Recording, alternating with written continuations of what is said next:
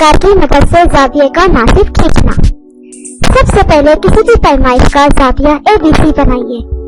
प्रकार में सहूलत के मुताबिक फासला लेकर इसका नोकदार सिरा नुक्ता B पर रखिए। शुआ BA और शुआ BC को कटा करने वाला एक कॉस खींचिए। नुक्कात तकाते का नाम P और Q रखिए। उसके बाद प्रकार में मुनासिब फासला लेकर उसका नोकदार सिरा नुक्ता P पर रखकर जाविये के अंदरून में एक कॉस खींचिए।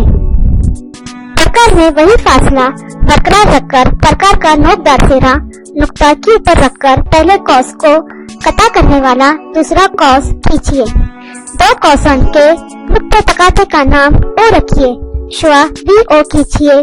शुआ BO ही जाविया ABC की नासिफ है। चांदे से जाविया ABO और जाविया CBO को नापिए।